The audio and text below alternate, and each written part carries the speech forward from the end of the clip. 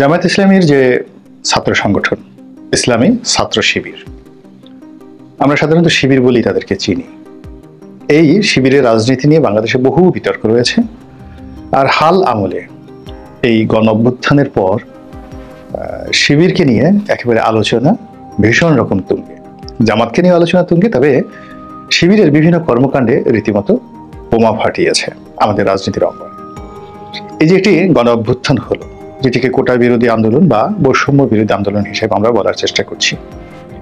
তো এই কোটা বিরোধী আন্দোলন এবং বৈষম্য বিরোধী আন্দোলন প্রথম থেকেই শেখ হাসিনার সরকার বলে আসছিল যে এটি জামাত এবং শিবিরের একটি চক্রান্ত, এবং এই ঘটনার সঙ্গে জামাত এবং শিবিরের লোকজন জড়িত।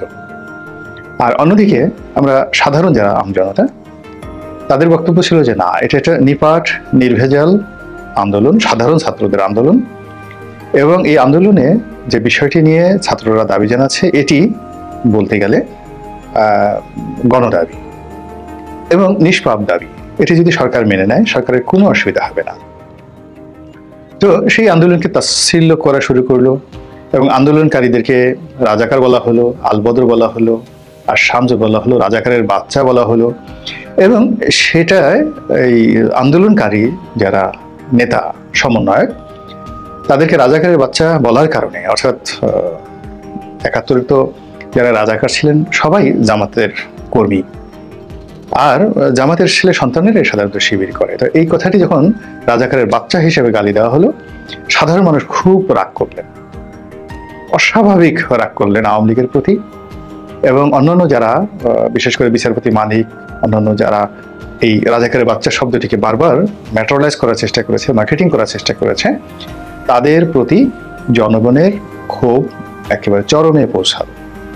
জনগণ বলার চেষ্টা করলো যে এই ছেলেগুলো এত ভালো, এরা কোনোদিন শিবির করেনি, এরা কোনোদিন জামাত করেনি, এরা এ যুগের সন্তান, এরা অনেকে মুক্তিযোদ্ধার সন্তান, এরা সাধারণ জনগণ, ঢাকা বিশ্ববিদ্যালয়ে পড়াশোনা করে খেটে খাওয়া মানুষের সন্তান সন্ততি, এবং এরা যে দাবি করছে সেই দাবি ন্যায্য দাবি, আর সেই দাবি আপনি পূরণ তো করছেনই না, উল্টো তাদেরকে রাজাকারের বাচ্চা বলছেন।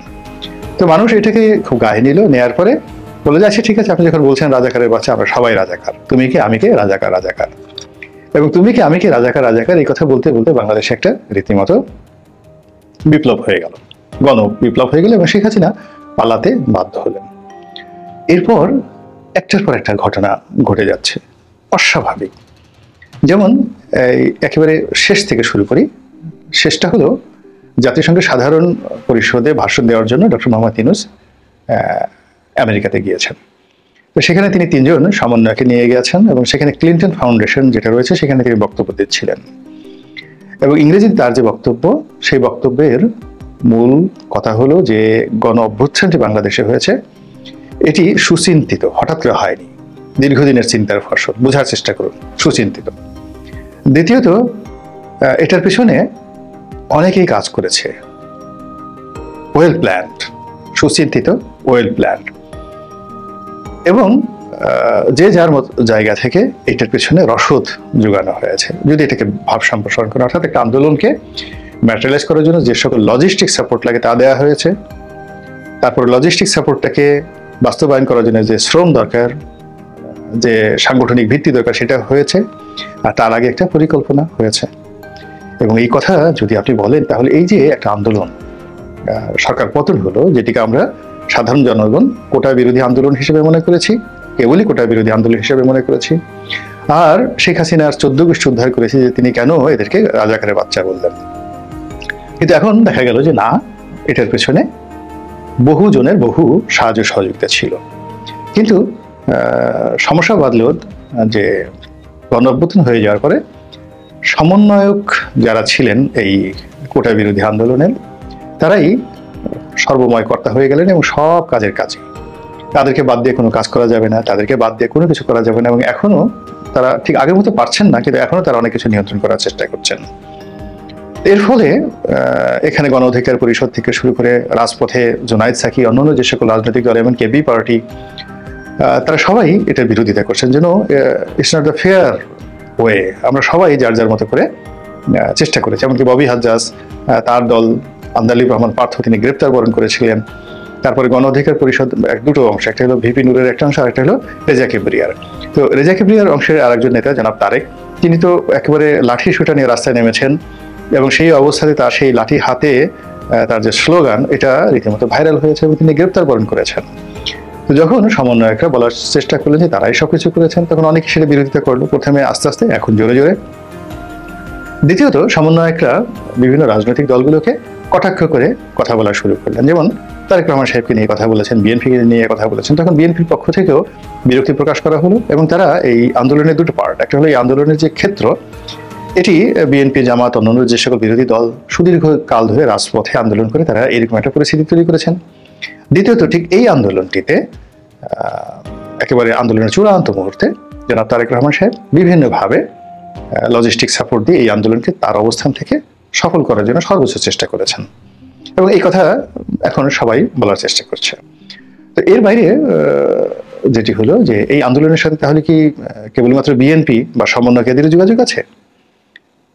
এরই মধ্যে দেখা গেল যে ছাত্র শিবির, ঢাকা বিশ্ববিদ্যালয়ের সভাপতি, সেক্রেটারি, তারা এই সমন্বয়কদের নেতা হিসেবে পরিচিত ছিলেন। তাদের কোনো রাজনৈতিক ভূমিকা ছিল না, এবং একজন ছাত্রলীগের সঙ্গে সম্পৃক্ত ছিলেন। তিনি প্রকাশ শেষে বলে ফেললেন যে আমার মূল পরিচয় হলো আমি ছাত্র শিবিরের সভাপতি। আমি গোপন রেখে নিজের পরিচয় ছাত্রলীগের মধ্যে মিশে মূলত এই আন্দোলন থেকে শুরু করে পুরো সময়টি ঢাকা বিশ্ববিদ্যালয়ের এই যে সরকার বিরোধী যে শক্তিটি, সেটির অন্যতম সমন্বয়ক হিসেবে আমি দায়িত্ব পালন করেছি। এই কথা বলার পরে তো সারা বাংলাদেশে হইচই পড়ে গেল। এর কারণ হলো যিনি এই ছাত্র লীগের ছদ্মাবরণে শিবিরের সভাপতি রূপে দায়িত্ব পালন করেছেন আর সমন্বয় রূপে এই সময়টিতে পরিচিত হয়ে পড়েছেন। তো যখনই এটা তিনি তার পরিচয় দলের হাইকমান্ডের নির্দেশে পরিচয় তিনি একসময় গোপন করেছিলেন, আবার দলের হাইকমান্ডের নির্দেশে তিনি যখন এই পরিচয়টা প্রকাশ করে দিলেন, তখন চারিদিকে হই হই রই রব পড়ে গেল। অনেকে বলার চেষ্টা করলো যে শিবির কাজটা করলো কি? তারা একদিকে কোরআন শরীফ পড়ে, আল্লাহ রাসূলের কথা বলে, আবার পরিচয় গোপন করে, এটা তো এক ধরনের মুনাফিকি, গুনার কাজ। এটা তাদের এক শ্রেণীর বক্তব্য, বিশেষ করে আওয়ামী লীগের যারা লোকজন। অন্যদিকে শিবিরে যারা লোক, তারা বলেন যে না, ইসলামে এই ধরনের বিধান আছে, আমার কার্য সাধনের জন্য আমি ছদ্মবেশ ধারণ করতে পারি, তারপর আমি দেশ পরিত্যাগ করতে পারি, আমার কূটনৈতিক যে কোনো কৌশল আমি নিতে পারি, এটা ইসলামে বৈধ, এবং সেই অনুযায়ী শেখ হাসিনাকে হটানোর জন্য যা যা করা দরকার আমরা সেই কাজ করেছি। এর মধ্যে আমি অপরাধ দেখি, অন্যায় দেখি না। এটা শুধু এখন নয়, মানব জাতির ইতিহাসে সারা জীবন এরকম অসংখ্য ঘটনা ছিল। তো এই কথাগুলো বলা হচ্ছে। আর এর মধ্যে দেখা গেল যে আরো আরেকটু বাড়িয়ে যে তাহলে এই দুজন তো আমরা দেখছি সমন্বয়কদের মধ্যে শিবিরের, তাহলে বাকি যারা আছেন তারাও হয়তো শিবিরের। এই যে দুজন ক্যাবিনেটে নেওয়া হয়েছে উপদেষ্টার রূপে, তারা কি শিবিরের বা প্রধান উপদেষ্টার রূপে, বিশেষ সহকারী রূপে যাকে নেওয়া হয়েছে, যাকে বলা হয় তিনি নাকি মাস্টার মাইন্ড এই টোটাল, যাকে বলা হয় এই অভ্যুত্থানটির। আগে যেমন ৭১-এর মুক্তিযুদ্ধের সময় ছাত্রলীগকে পরিচালনা করার জন্য একটা নিউক্লিয়াস ছিল, আবার সেই নিউক্লিয়াসের একটা মাস্টার মাইন্ড ছিল সিরাজুল আলম খান দাদা ভাই।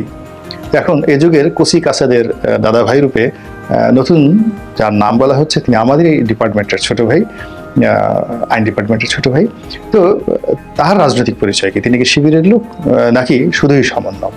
তো যদি শিবিরের লোক হয়ে থাকেন তিনি, বা অন্যান্য যারা যদি হয়ে থাকেন, তাহলে স্পষ্টতই বলতে হবে যে শিবিরের এখানে যে কৌশল, সেই কৌশলটি সাধারণ কৌশল ছিল না। এই কৌশলের মান অনেক ঊর্ধ্ব স্তর। এই জন্য আমি এখানে একটি আরবি শব্দ ব্যবহার করেছি, ইয়া শিবিরও, হে শিবির, ইনকুন্তুম খবিরও। খবিরও মানে যিনি বুদ্ধিমান। খবির শব্দের অর্থ যার যথেষ্ট বুদ্ধি রয়েছে এবং যিনি কৌশল জানেন। তো কাজেই শিবির যে যাই বলুক না কেন, আমার দৃষ্টিতে যে এই কাজটি মানে ইনকুন্তুম মানে আমি সাক্ষ্য দিচ্ছি যে শিবিরে যারা লোকজন তারা খবির, মানে তারা বুদ্ধিমান, কৌশলী, এবং তারা যে কৌশল করেছে, হোয়াট এভার মেবি, অন্য বাকি বিষয়গুলো পরে আলোচনা হবে, বাকি হিসাবপত্রগুলো পরে হবে, কিন্তু আমরা একটি 10 বছরের কন্টিনিউয়াসলি অপশাসন এবং তিনটি অবৈধ নির্বাচনের যন্ত্রণায়, দুর্নীতির যন্ত্রণায়, গুমের যন্ত্রণায়, জুলুম এবং অত্যাচারের যন্ত্রণায় আমরা যখন মাহরুম হয়ে যাচ্ছিলাম, আমরা যখন অনেকে বেঁচে থাকার চেয়ে মরে যাওয়াটাকে লাভজনক মনে করছিলাম, আমরা যখন পালিয়ে যাওয়াটাকে নিজেদের জন্য বৈধ মনে করছিলাম, ঠিক সেই সময়টিতে আমরা মুক্তি পেয়েছি। এই গণ অভ্যুত্থানের মাধ্যমে। আর সেই গণ অভ্যুত্থান করতে গিয়ে যারা যে কাজ করুক না কেন, আমরা এটা নিয়ে কোনো অবস্থাতেই সমালোচনা করতে আমি ব্যক্তিগতভাবে রাজি নই। যে কোনো মন্দ কাজকে মন্দ কাজ দিয়ে প্রতিহত করতে হয়। আপনার সাথে কেউ তলোয়ার নিয়ে যুদ্ধ করতে আসছে, আপনি তখন তাকে লা ইলাহা ইল্লা আনতা সুবহানাকা ইন্নী কুনতু মিনাজ জালিমিন ফু, এই কথাগুলো ফু দিবেন, কাজ হবে না। কিংবা একজন লোক আপনার কাছে আসছে একটা যাকে বলা হয় কামান নিয়ে, আপনি তার সামনে তসবিহ টিপবেন, হবে না। আপনার প্রতিপক্ষ আপনার সঙ্গে যা কিছু করবে, তাকে পরাজিত করতে হলে তার চেয়ে কয়েক গ্রেড উপরে আপনার প্রযুক্তি থাকতে হবে, বুদ্ধি থাকতে হবে, কৌশল থাকতে হবে, শক্তি থাকতে হবে এবং প্রতিপক্ষকে ভয় দেখানোর জন্য, তার অন্তরে ভয় সৃষ্টি করার জন্য সকল কর্মকাণ্ড করতে হবে। যে কাজগুলো আমরা অনেকেই পারিনি, কিন্তু শিবির হোক, খবির হোক, তারা এই যে ছাত্র আন্দোলনের এই চূড়ান্ত পর্বে তারা যে কর্মকাণ্ডগুলো করেছে, যার ফলে শেখ হাসিনার মনে এমন ভয় তৈরি হয়েছে যে তিনি পালাতে বাধ্য হয়েছেন। যার ফলে শেখ হাসিনার পুলিশ, শেখ হাসিনার সেই গোয়েন্দা সংস্থার যারা লোকজন ছিল, তারা ছাত্রলীগ, যুবলীগ, আওয়ামী লীগ, ব্যবসায়ী লীগ, ব্যাংক লীগ, কি লীগ না আছে, হাজার লীগ, সবার মনের মধ্যে এই খবির মানে শিবির রূপী বুদ্ধিমান ছেলেরা যে কৌশল অবলম্বন করেছে, সকলের মধ্যে ভয় সৃষ্টি করে ফেলেছিল। ফলে 5 তারিখের 4-5 দিন আগে অনেকে পালিয়ে গেছেন। ব্যারিস্টার তাপস থেকে শুরু করে অনেক লোক, শামীম ওসমান যে লম্বা লম্বা পা ফেলে কোথায় কিভাবে গেলেন আমরা কেউ টেরই পেলাম না। আমরা অনেকে তাকে দীর্ঘদিন যাবৎ বোরকা শামীম বলে দুষ্টামি করে যে তিনি বোরকা পরে পালাবেন, কিন্তু অতগুলো একটা শরীর নিয়ে প্রায় 7 ফিট বোরকা পরা এটা সম্ভব না। এবং সেই অবস্থায় বোরকা পড়তে গেলে যে কোনো লোক টের পাবে শামীম ওসমান যাচ্ছে। তো তিনি বুঝতে পেরেছিলেন যে দেশে একটা কিছু হচ্ছে এবং তারই প্রেক্ষিতে তিনি যথাসময় পালিয়ে গেছেন এই বুদ্ধিমান ছেলেদের কর্মকাণ্ডের জন্য। কাজেই কৌশল এখন শিবির কৌশল করেছে। আপনি যদি শিবিরকে পরাজিত করতে চান, তো তার চেয়ে বড় কৌশল করুন, আরো সুন্দর কৌশল করুন, তাদেরকে পরাজিত করুন, কিন্তু মন্দ কাজ দিয়ে অবশ্যই নয়।